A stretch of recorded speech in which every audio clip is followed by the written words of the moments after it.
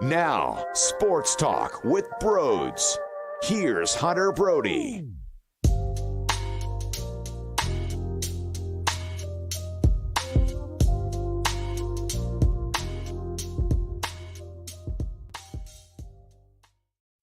Who would have thought? Nick Castellanos, 3 hits, almost went opposite field bomb and ended up hitting off the wall. 3 RBI, and the defensive specialist in right field with the sliding grab in the 9th inning. In what universe did he finally decide to show up? See, this is the difference in what this team can do when players who have failed throughout the season actually decide to play some ball. That was massive, okay? When Kyle Schwarber has a tough day at the office, and he's been struggling for a bit of time in the postseason now, I expect him to blossom at some point and beat Kyle Schwarber because, well, he's done it plenty of times. But it's like, that is so needed. That is so huge for a team that had to battle, that had to grind with their starting pitching. They found out that David Robertson wasn't going to be able to be used in the NLDS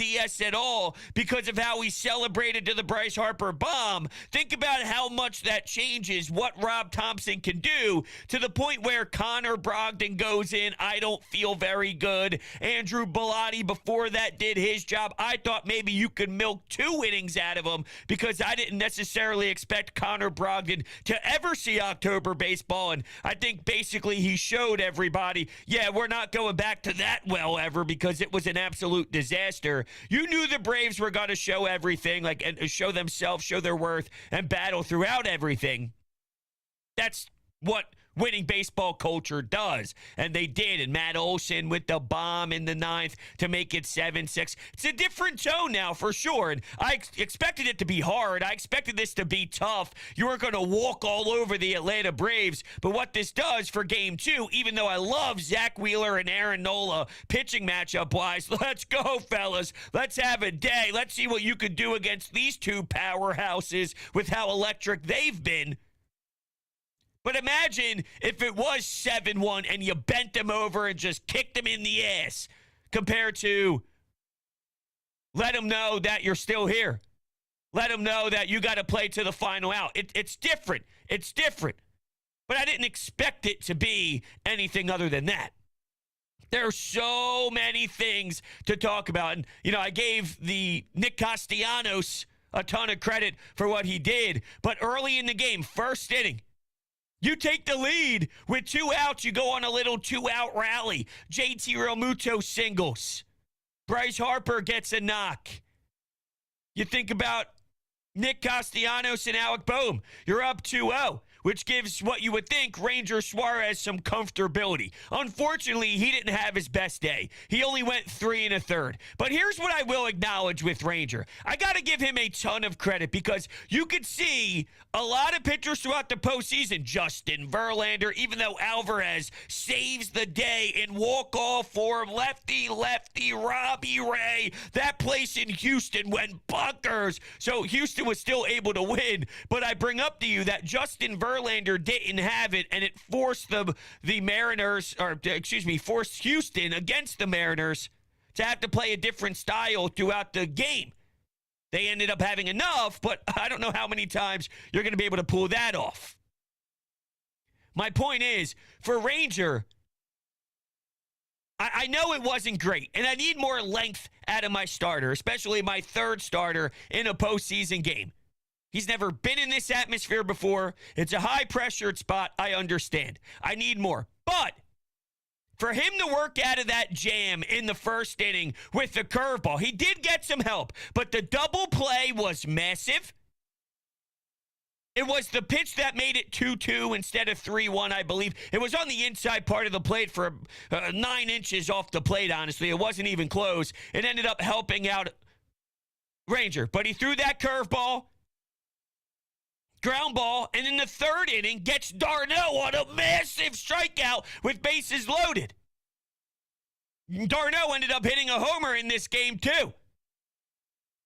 And that was just incredible for him to earn himself out of those spots, especially when the Phillies had the lead. I thought that was so important because you can go one or two ways when it gets that ugly.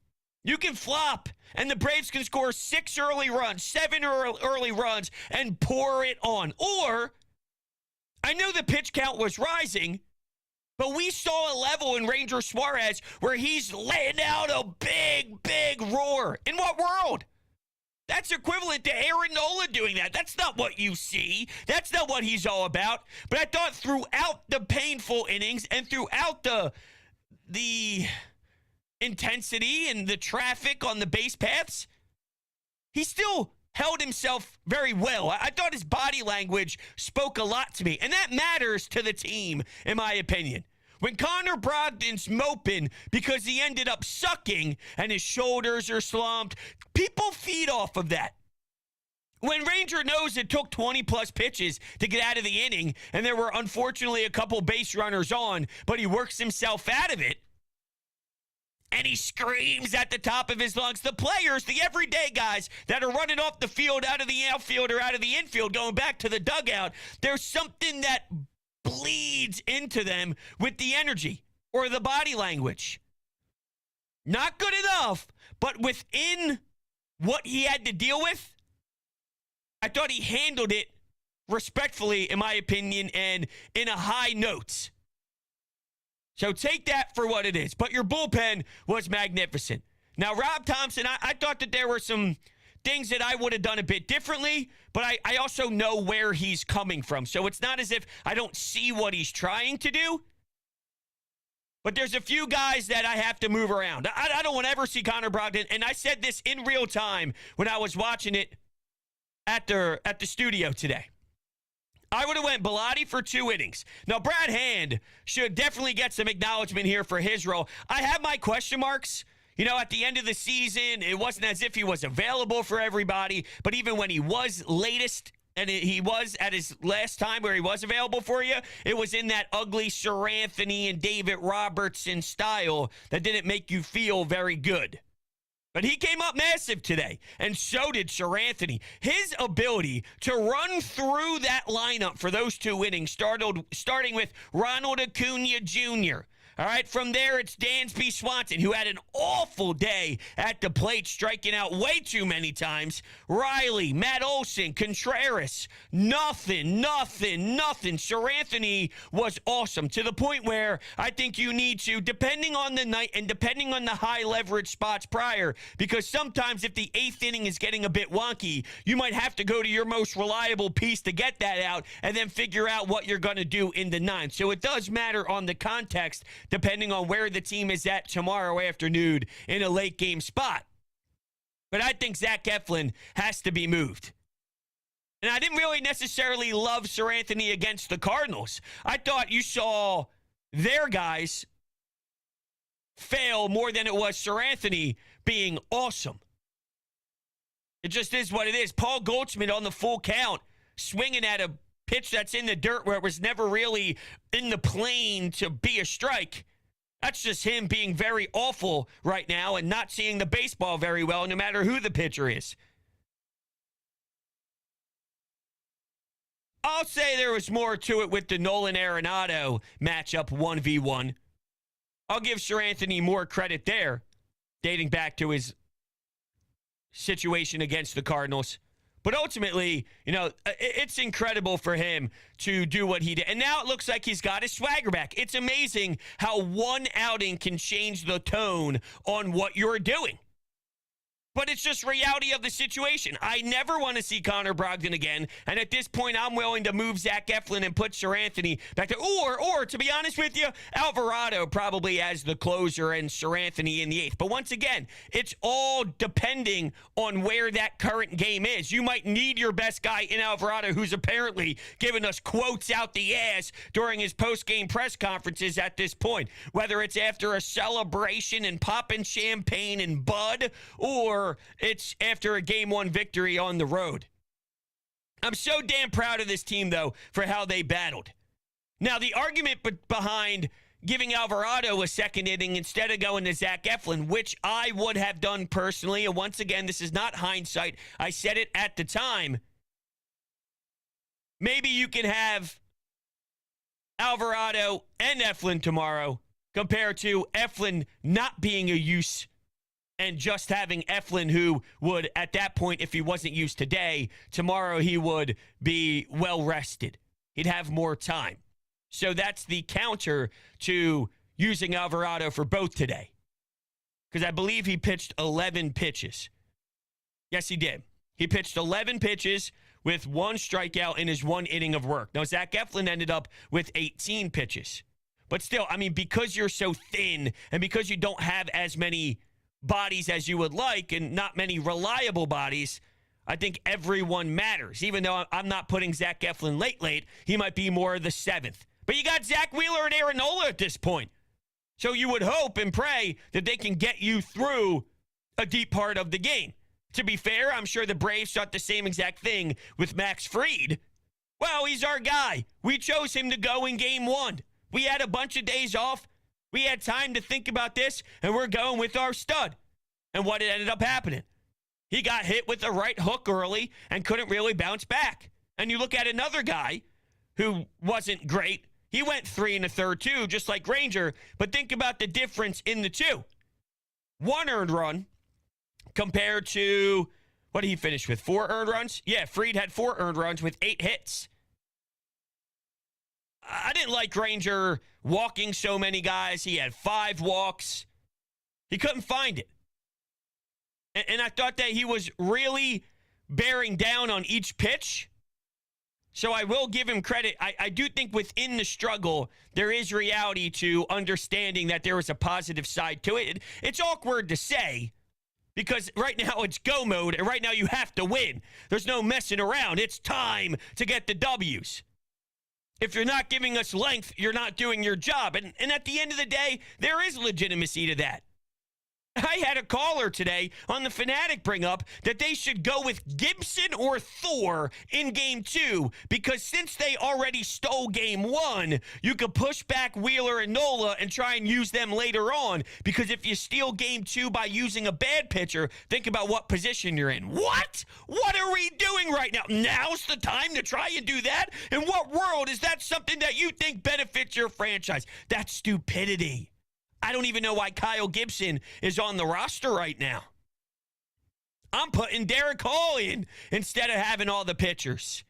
But I think Rob Thomson is doing, to a degree, I'm going to be honest with you, I think he, to a degree, is pulling a Joe Girardi.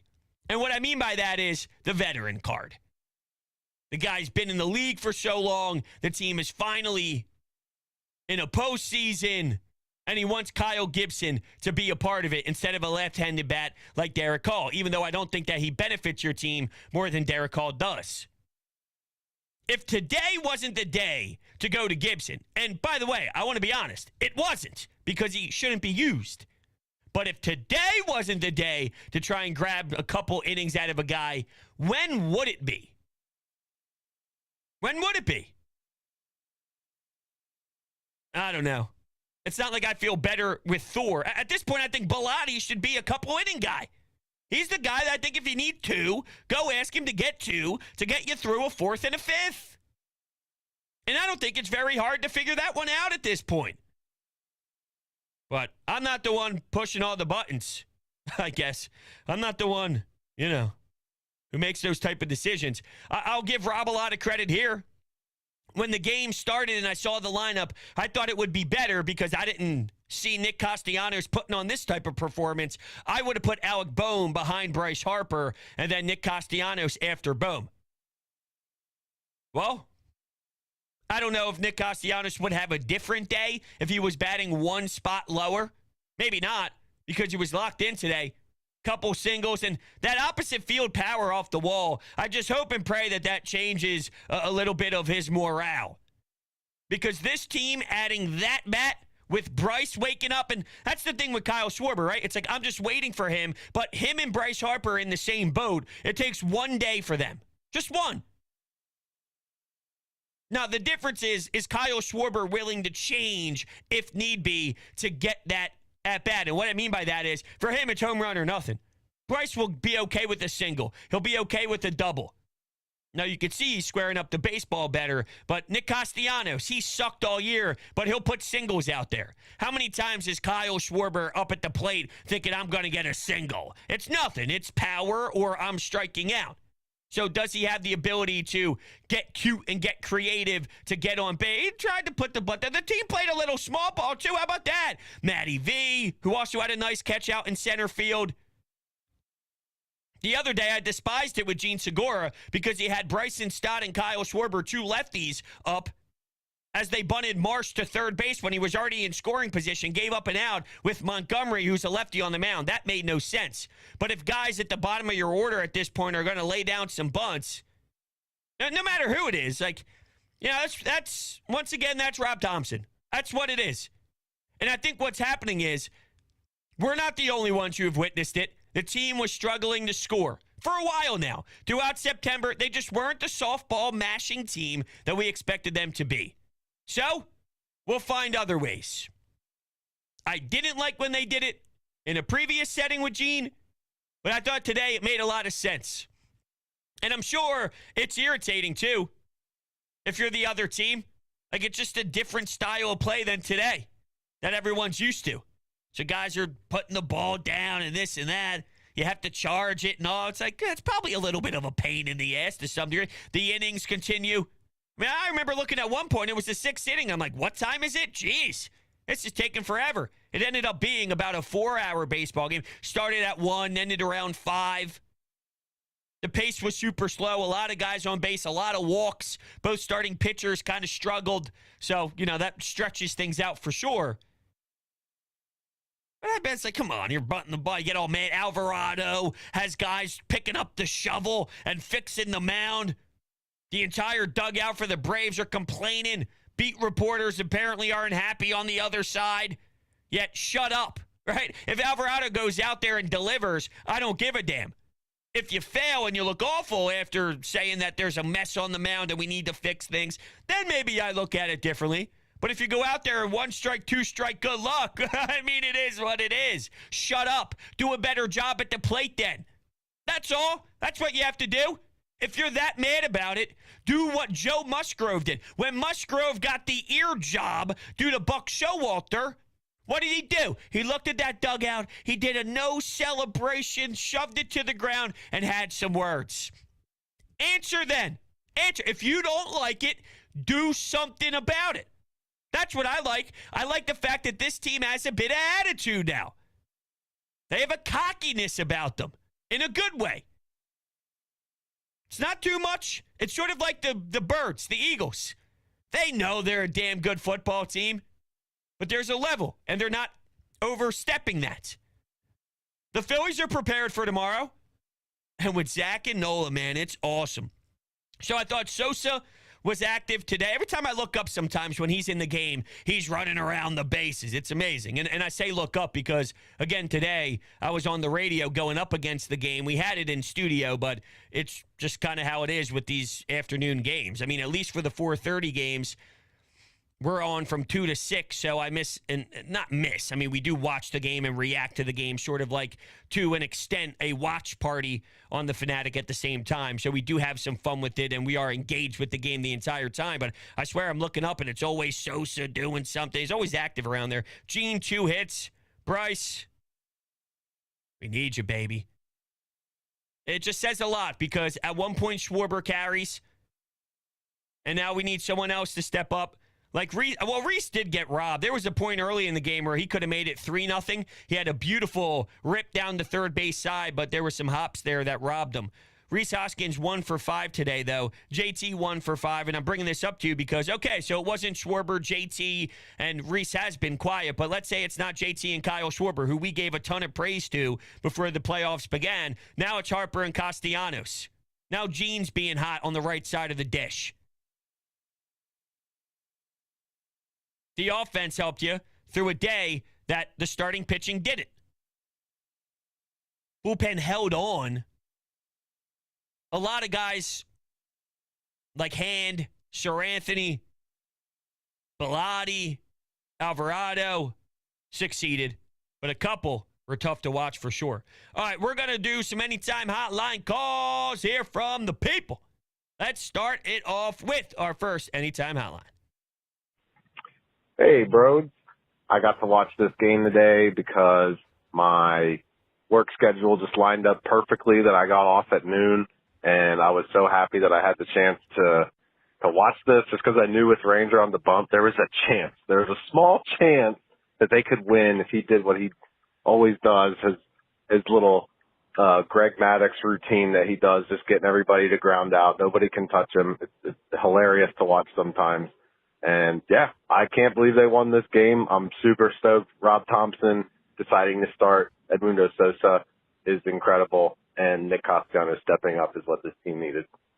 Yeah, for sure. And I see somebody talking about some things over in the infield because of Sosa, communication things and whatnot. I mean, yeah, that definitely did happen. There's no sugarcoating that there was a couple things or whatever. But at the end of the day, I still think Edmundo Sosa helps you out a lot more. There's something about when he plays, he's sort of, to a degree, a little bit different because Stubbs doesn't get as much time since JT Realmuto is here, but it is a different version of Garrett Stubbs where there's just something about his presence that matters with the team, and it brings a higher type of, feel. Like it's a spark plug is what it is with Edmundo Sosa, and he does a damn good job in his role, and I think it's very important at this time of the year because you never know on what given day a player needs to be there. Alec Boehm was an excellent defender against St. Louis, who outperformed Nolan Arenado at third base. Please think about that. Nick Castellanos just made an exceptional play out in right field, diving to save the game.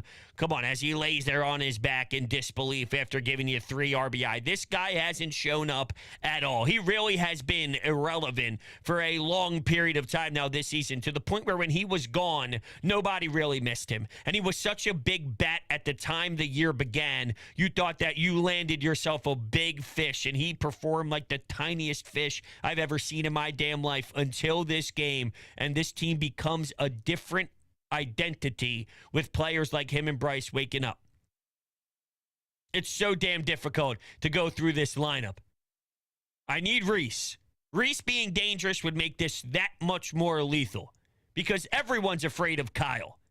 Everyone right now is afraid of JT. Bryce is always one pitch away.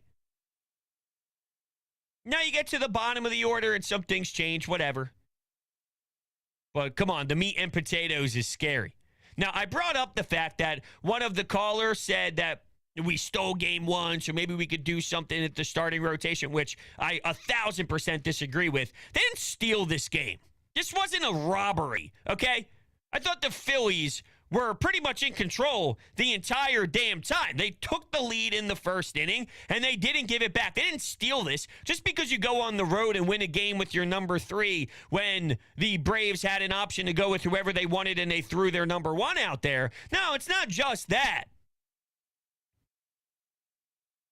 The Phillies were definitely the better team. Where I will give the Braves credit is they made noise late to have the Phillies remember that we ain't going to roll over and die. At any given point, we can get a 3-run bomb with Matt Olson. We can get a home run out of d'Arnaud. We had guys on base. We had bases loaded in the third. Unfortunately, we grounded out into the double play. The double play ball was in the first inning. In the third inning, a big strikeout to d'Arnaud. Be prepared, because we're here. But I wouldn't label this they robbed it or they stole it. Absolutely not. All right, we'll take another call here. Here we go. Hey, Brody, this is Fred. I'm calling you from Newman, California, diehard Philly fan through and through. What the hell is the deal bringing Brogdon in to pitch in the bottom of the 5th? Give me a freaking break. God, what stupidness is that? Thanks. Bye. I don't disagree. I didn't think Connor Brogdon showed any value at all. So I don't know why you would think in a high-pressured spot, which is just in the postseason on the road, that he would be good. I mean, he doesn't feel good about his stuff. He doesn't look confident. It doesn't seem like he knows that he can go up there and win the battle on any given night. So he needs to be poof evaporated. Maybe you can make the argument that the Phillies needed this. It was a bigger lead. The Phillies needed to see if he could handle it, but here's my problem. Now's not the time. This is not experiment time. That's long gone. You have to know. You have to know. I'd be extremely disappointed in Rob if he went back to Connor at any point this time, unless it's like they're down 15-1 and they need somebody to eat some innings. Even then, I'd probably go to somebody else. But I'm just saying, okay, maybe there's a very rare amount of times. At this point, you got to shorten everything up. Bilotti, yes. Hand, yes. Sir Anthony, yes. Alvarado, yes. Eflin, yes. Might have to rotate it a bit. But that's who I'm on board with. Unless one person's unavailable and you have to do something else and think outside the box. And I'm not saying it's easy. Because especially with David Robertson gone, it's a problem. And another reason, by the way, speaking about who they should have left on and who they should have taken off that NLDS roster, Ozzie Albies is banged up for the Braves, but they also have one of their best left-handed pitchers off of their roster, which back to Derek Hall, who we know struggles against lefties, knowing that the Braves are down one of their best left-handed relievers.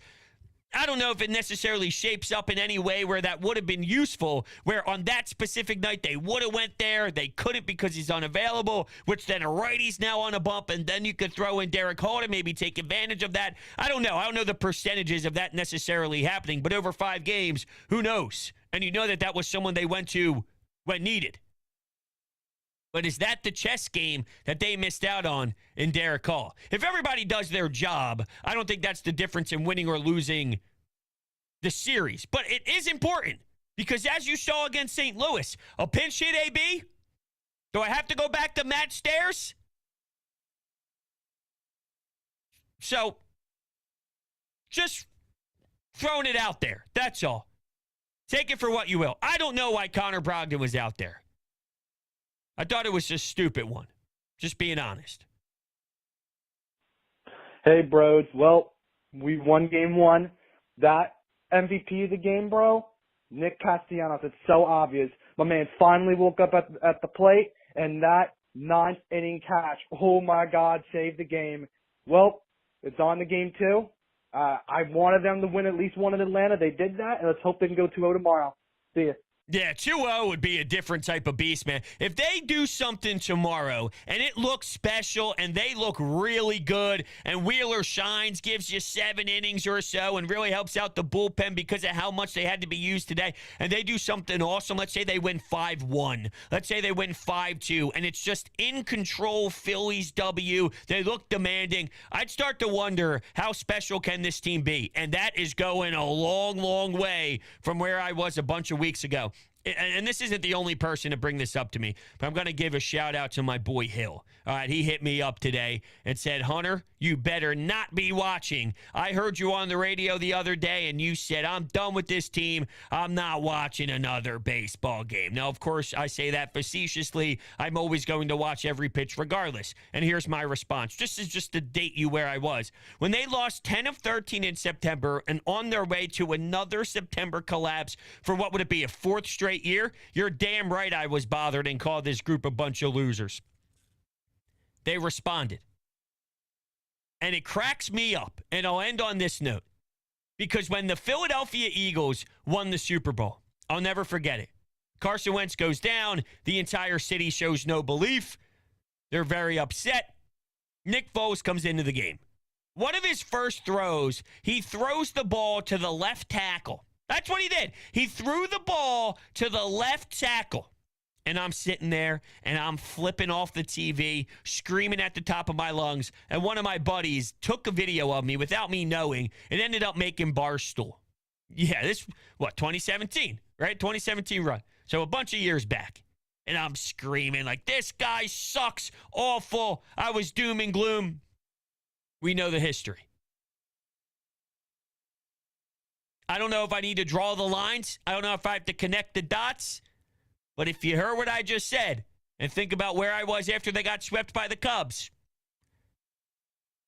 just say, that's all. That's all. You can connect the dots. All right, everybody. Thank you all so much. You guys are lovely. You guys are the greatest. If you are new to the channel, make sure you hit that subscribe button. I can't wait for tomorrow afternoon, 4:30. A little devastated we don't get one night game. Now, I don't want Sunday to be a night game if there is to be a Game 5 because it would go up against Sunday Night Football, Eagles-Dallas. But come on, all throughout the week we're talking 1 o'clock and 4:30 games? Really? I think it's Bush League. It's the biggest games of the year, and you're giving me that? Typical baseball. Being dopes. All right, everyone. Love you. You're the best. I will catch you on the next one.